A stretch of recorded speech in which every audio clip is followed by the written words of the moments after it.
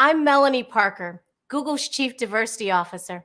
Thank you for joining us for Equity Talks, part of our equity learner journey to more deeply examine and understand social injustice through dialogue.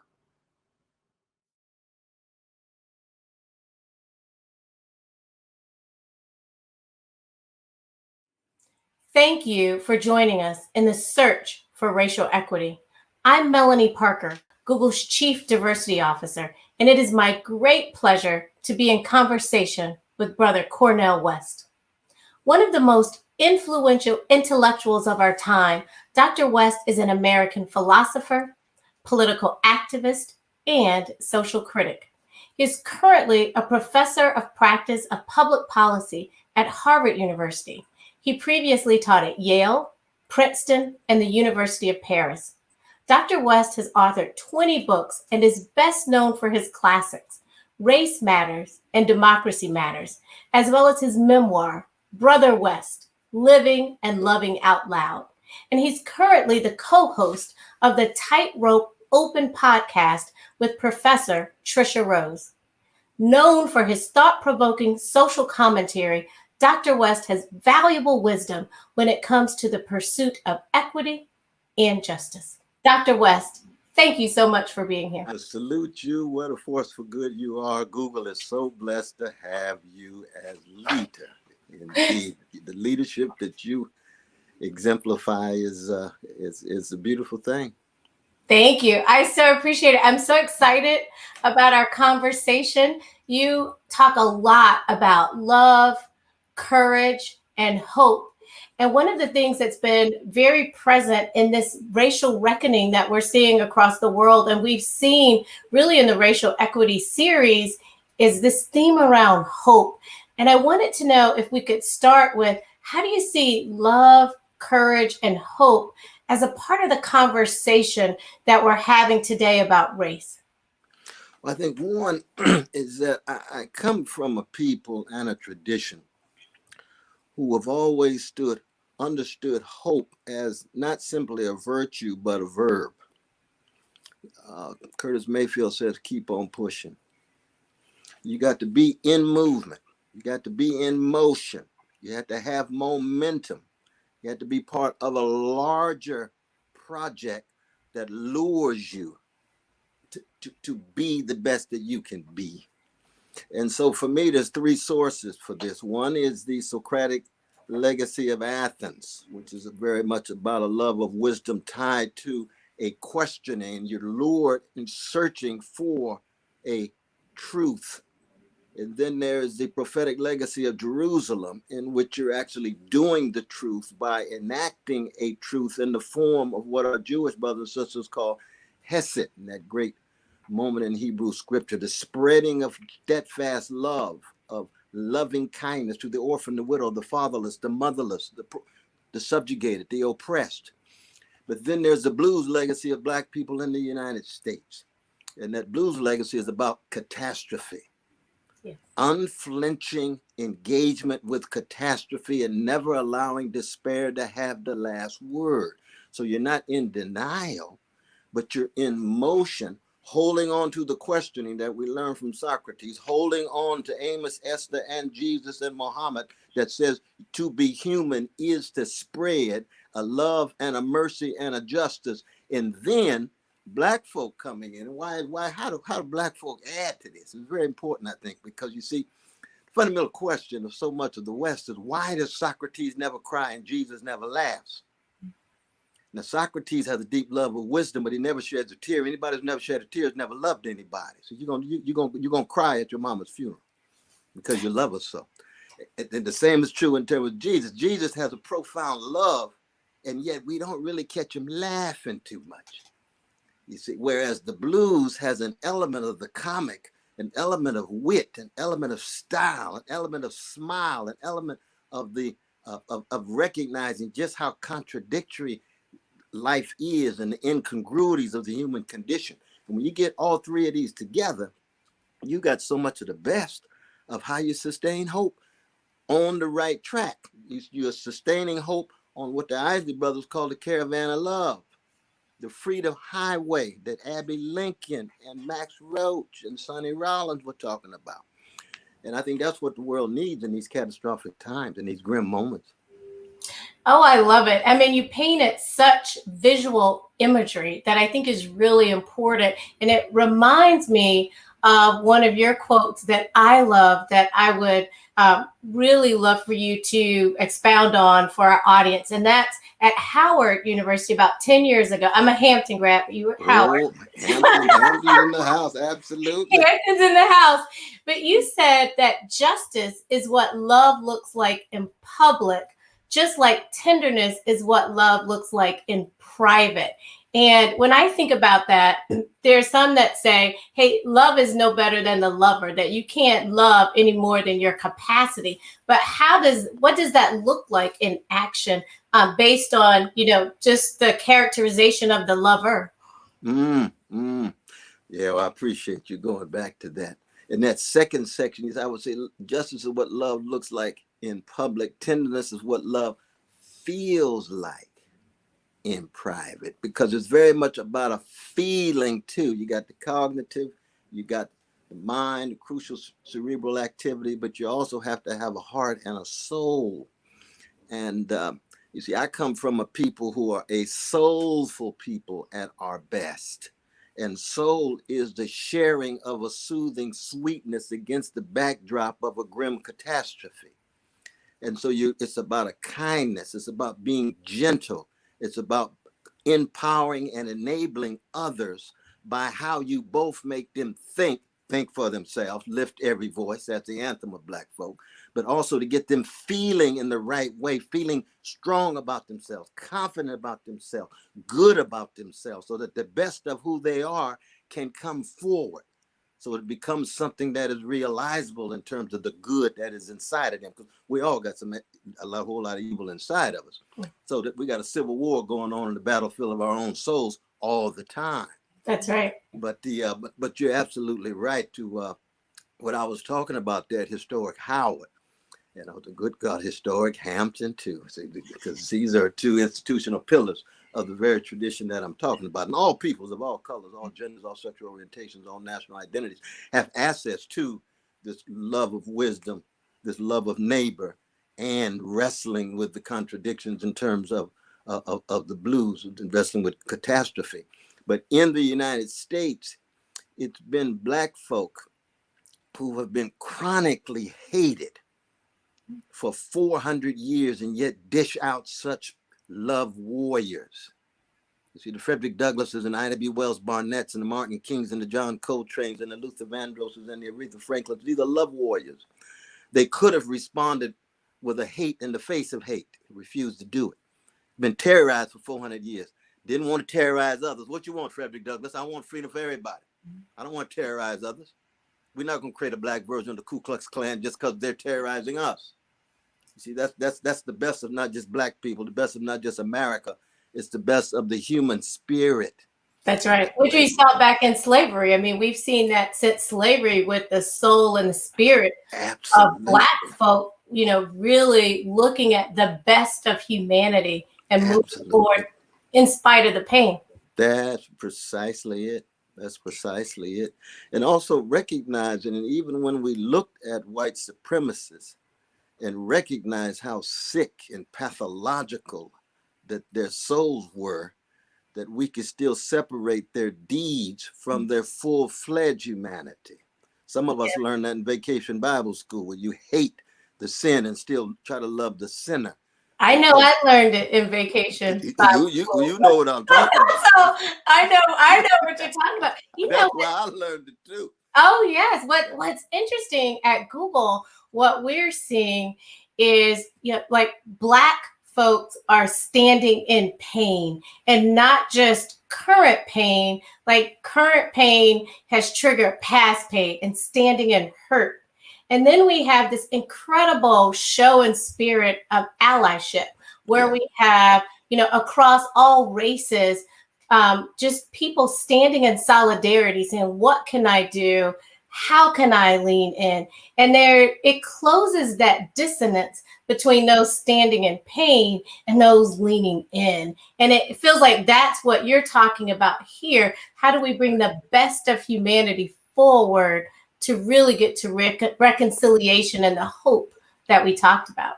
You say it so eloquently, though, my sister, because it's precisely the love of wisdom and love of neighbor and the willingness to connect the humility with the tenacity to stay in movement, to be a real force for good, in the language of Coltrane. That's been the leaven in the American democratic loaf.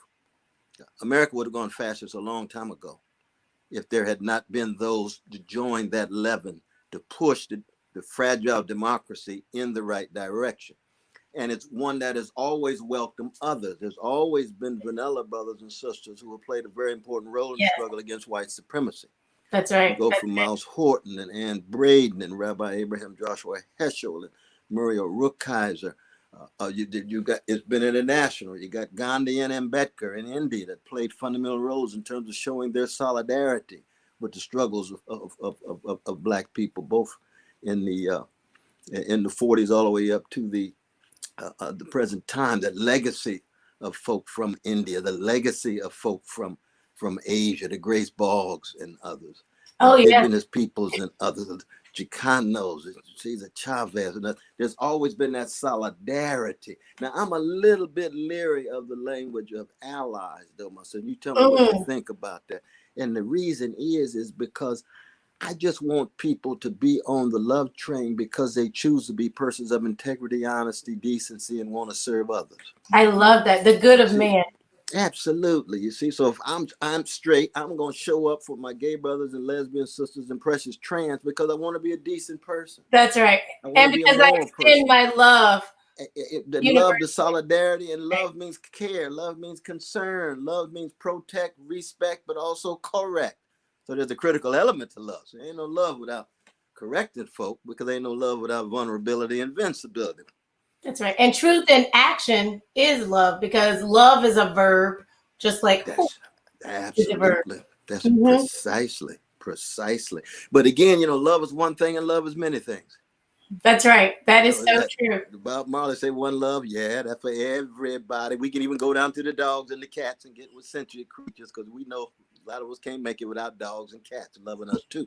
So the love goes all the way down. But there's also many things. It takes many different forms, and especially relative to different contexts. You say a love in the context of a family takes certain kinds of forms, but it's different than the workplace. But there's similarities in the workplace. Because the workplace, you're trying to also achieve a certain kind of goal. You're trying to do well as do good. So you have to make sure your business stays competitive and so forth. But if you got a business that's not concerned about justice, you end up with greed run amok. You end up with corruption run amok. You got to have some kinds of regulations in place that have to do with keeping track of the humanity of both employers, employees, and consumers and so forth.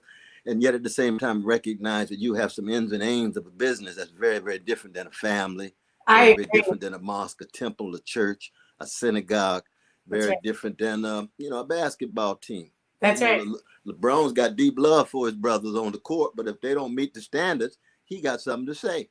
That's right. But it's the boundary conditions that we put there. One of the ways we do that at Google, our values are actually built on respect. So we talk about respect for the user, respect for the opportunity, and respect for the individual. And that's where we can actually have courageous conversations. Polarities can exist, but we can extend that love of humanity that you're talking about, because it's on that platform of respect, and we're grounded there from a value standpoint.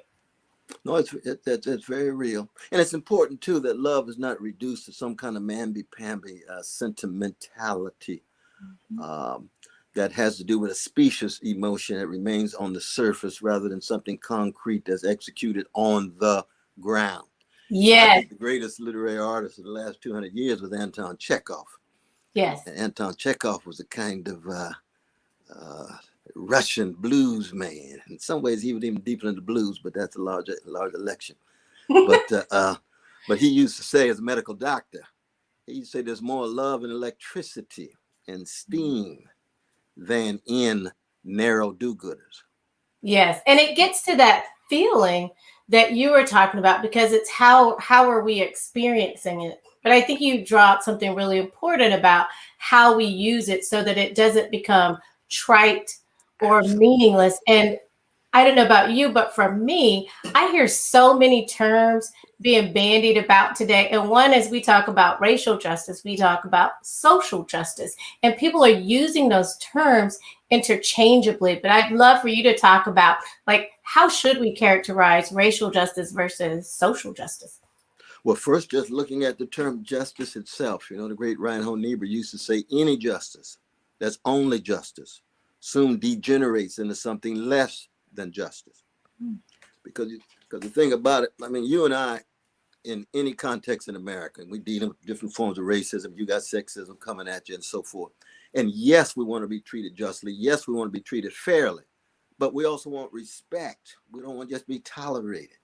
That we've got a humanity here that's in place that has been denied so chronically for 400 years. So justice cannot simply be a matter of distribution of resources. Yes, we must have resources. I'm for the abolition of poverty everywhere. That kind of abolition, that's my kind of abolitionism.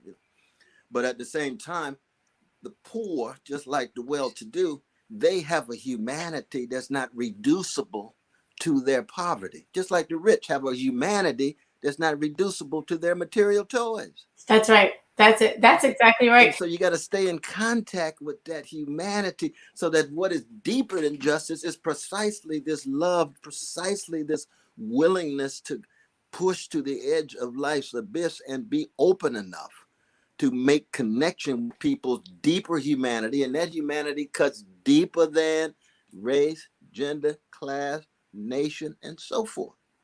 I agree. I study with John Powell a lot, who leads the Institute of Belonging and Othering at Berkeley.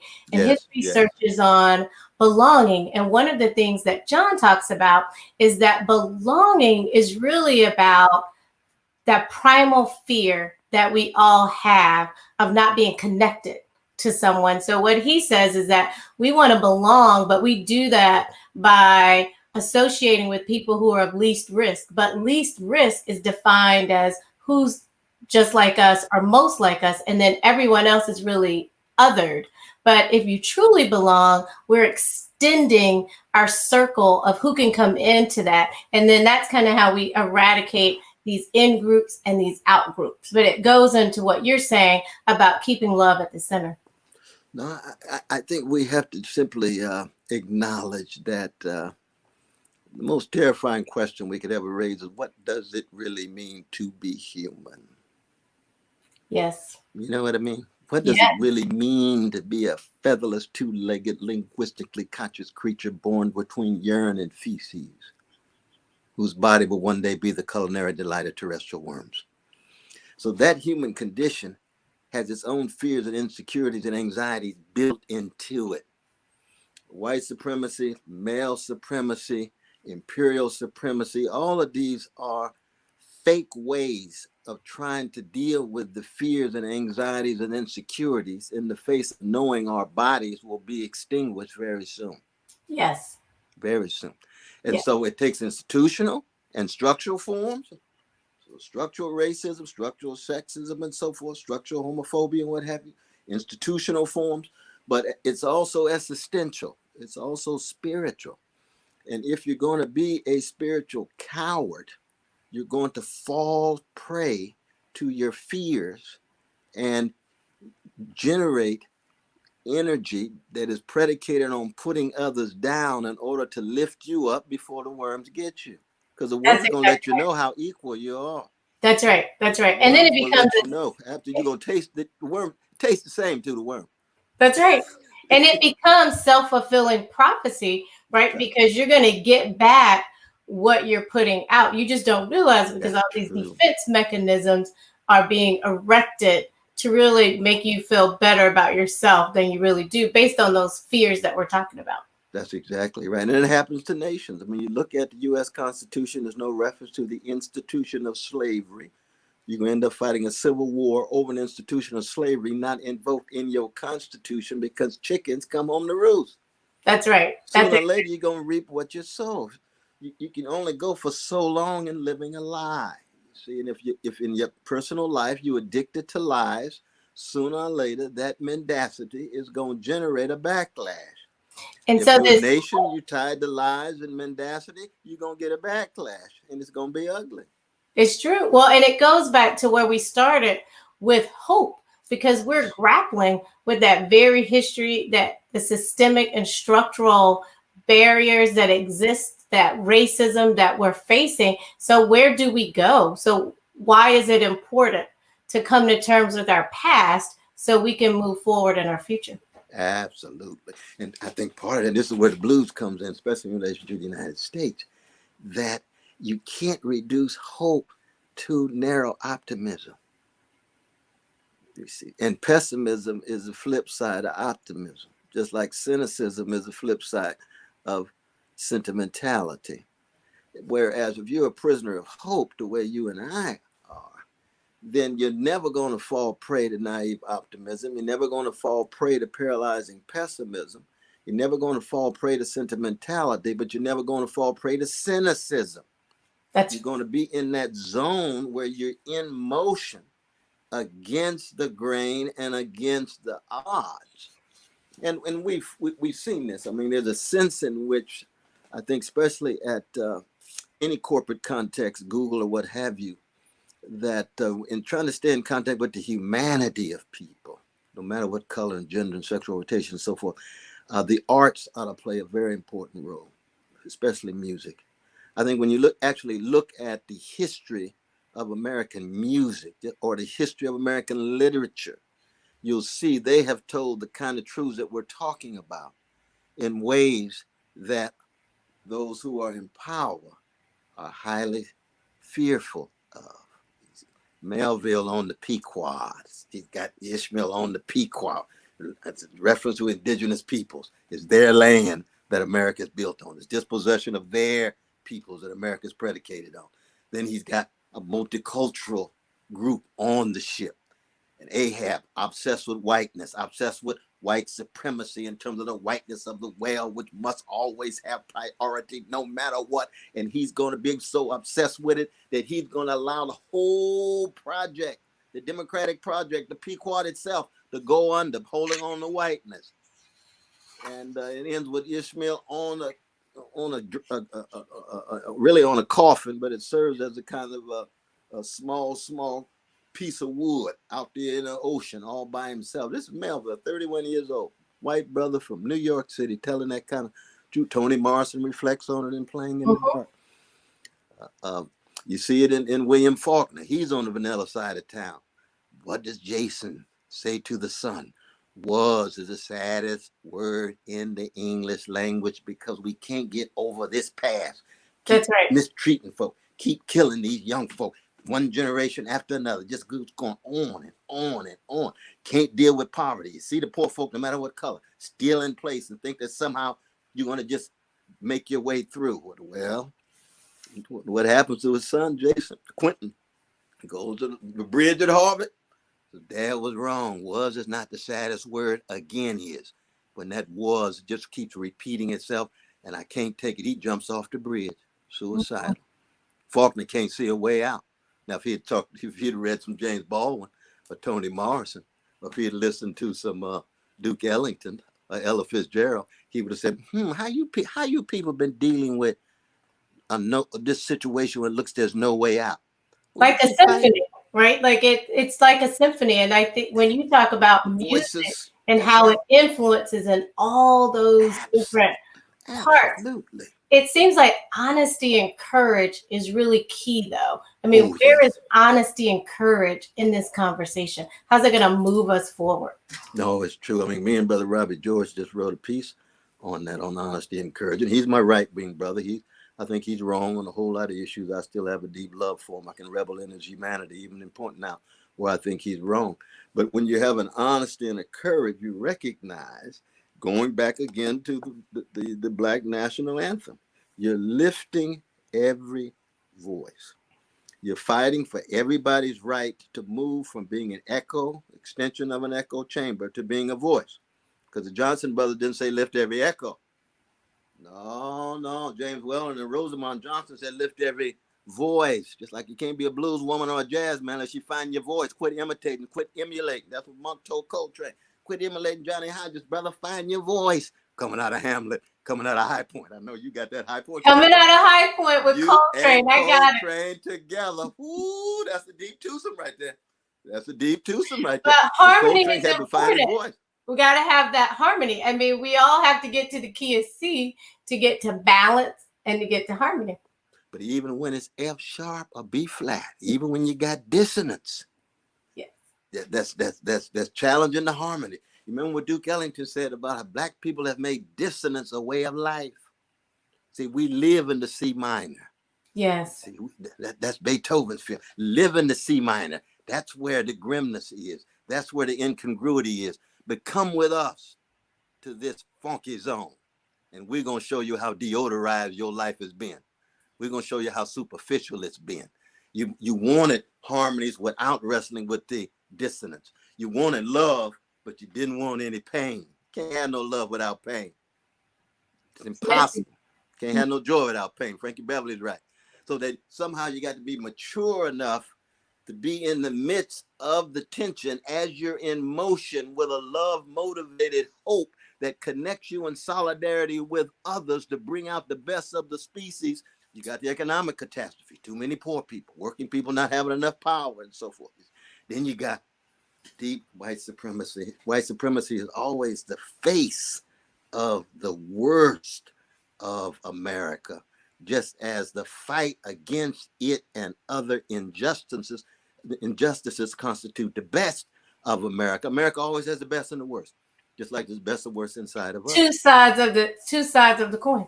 That's right. Just as soon as you got human beings, you're gonna have the best and the worst. You're gonna have disaster and wonders all at the same time. Oh yes. What can you talk about just your early influences and like what influenced you? What put you on that quest, that journey to learn more? And then how'd you use that to get to love? Well, I tell you, just like your beloved daughter, with her magnificent PhD from Purdue, teaching now at Johns Hopkins, that she has been the recipient of a love beyond description. Yes. Coming from mama and daddy and grandparents and aunts and uncles. And that's me. That's me. So that, the highest honor I'll ever have in my whole life is being the second son of Irene and Clifton West. It just doesn't get better than that.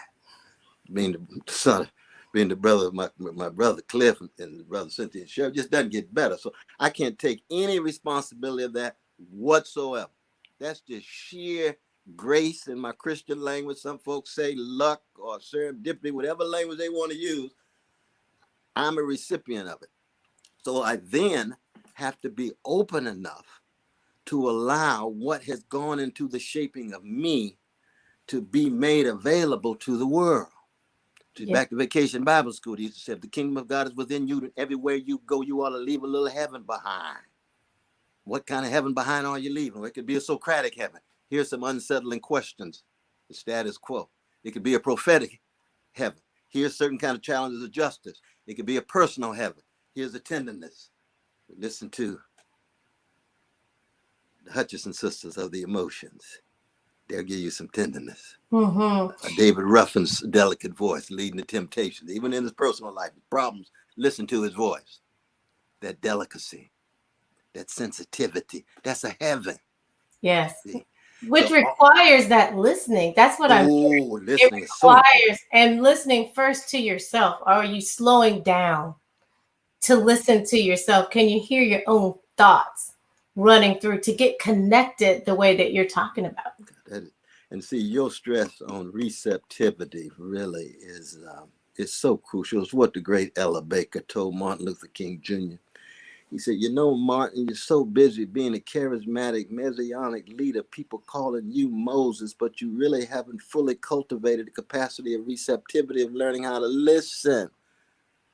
He said, so you got to have voices, women's voices, poor people's voices, voices across the board from all around the world. You got to learn how to listen to those voices and then allow those voices to be part of a collective leadership. I mean, the Black Lives Matter movement has learned a lot from Ella Baker in that sense, because you notice you don't have one charismatic leader.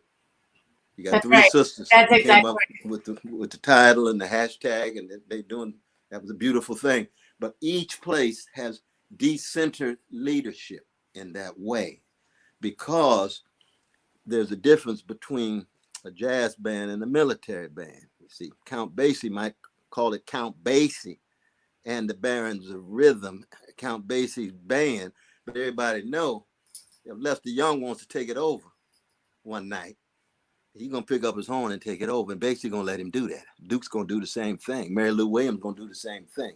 Monk's gonna do the same thing. Miles himself. How come Coltrane is blowing 21 minutes and you blowing 4 minutes and it's your band? Take him that long to say what he got to say. I say it in 4 minutes. He said in 18. It's my band, but everybody got a voice. That's That's right. Miles. That's lift every voice again. But so that your point about listening, receiving, so that the giving that you do is informed by the quality of what you have received, what you have been able to listen to and incorporate, absorbed, and then critically filter it in such a way that in dialogue, in conversation, in a polyphonic encounter with voices inside of you and listening to voices who are here. And this is why history is so important. The voices of the dead That's become right. crucial. You see, my grandmama's voice is inside of me every day, and she's been gone for decades. But you made space for it. So you made space That's right. for what you prioritize, what you see as important. So you didn't crowd out that voice. And that's what I hear you saying. And we say at Google is that representation matters. Who shows up at the table matters. So who's at the table, who's not at the table. Where do we need to bring other voices in? What are we missing? So it's not about what fits, it's about what's additive. And more of that is what I hear you talking about. Absolutely. And it's what you said on TV the other day that was so powerful about how important the welcoming is. You know, James Baldwin was writing a novel when he died called The Welcoming Table. You see, so that people can invite you to the table. Okay, that's fine. Find out and see how the table was made and what form it has and everything. Check and see if the food's all right. But it's the spirit of the process of the welcoming, so that the best inside of you can be lifted up. Even as you know, the folk at the table, they still got some important things to say. Of course, it's lift every voice. It's not just lift the voice of the newcomers. It's That's lift right. the voice of everybody. And they're making room and space for you, because when you're welcome to that table, you know it because you can experience it, you feel it. It's musical when people open up their spirits to you and you respond. Absolutely. Absolutely. No, indeed. Indeed. I have enjoyed our time together. Before we close, is there anything else that you want to talk about? Oh, but no, we got more time. We got more time, don't we? Good God. I don't think we've been going long enough. We go by the spirit. We forget about this calendar time. This is not Chronos. This is Kairos. This is Kairos. I did want to say this, though, that I think anytime you're talking about any form of evil, especially the vicious legacy of white supremacy, let's say, as we have in this country in the last few months, that we should never forget the moral and spiritual dimensions of this thing that have to do with kenosis, Kenosis. Because what we learn from the best of folk who have been mistreated, subjugated, and so forth, is that they, at their best, come forward. And kenosis means to empty yourself. Kenosis means to give of yourself, to donate yourself, so that the gifts that you have are not gifts you have in order to be a spectacle, in order to be projecting image, but it is to provide gifts to others so that they themselves can be affirmed. You know, Bootsy Collins and I just worked on a song just a few months ago we put out called Stars. Stars have no names, they just shine. They just shine. This little light of mine, I'm going to let it shine. That's Whatever right. gifts you have, try to somehow ensure that you are emptying yourself such that others can be empowered. You're pouring something out of you so that others can be enhanced, and you are receiving folk who are also themselves pouring things to you.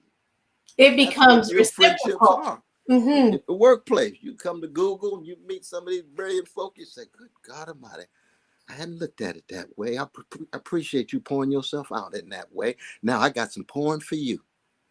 Oh, really? That's right. I'm from Compton. I'm from South Side Chicago. I got some porn for you.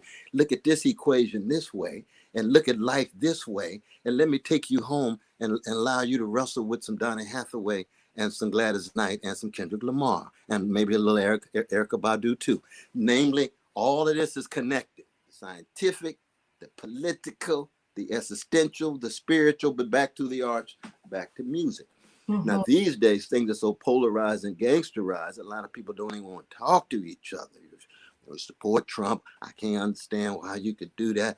You must be less than human. No, you're just wrong. Let me show you where you're wrong. That's Let right. me show you where I think And I'm right. cancel culture, like that goes to this cancel culture Yeah, that we're caught up in yeah. See, that's today as that's an well. ugly thing. No, you can't do that. You can't do that. I mean, even myself, I fight for brother Rush Limbaugh's right to be so thoroughly wrong and mean spirited. You have to defend rights and liberties of people. When you say lift every voice, it's not just lifting the voices of the people you agree with, but you engage in argument. You engage in, especially in public life and public conversation, in serious exchange as to why you're doing what you're doing. You're exchanging reasons in that way, but you still stand in contact with their humanity. Why? Because people can change. That's right. LBJ grew up a dead up white supremacist in Jim Crow, Texas, and ended up at the presidential level, a major force for good when it came to racial justice. Now, Vietnam's another issue. We won't get into that right now. But when it came to civil rights and voting rights and housing rights, major force for good.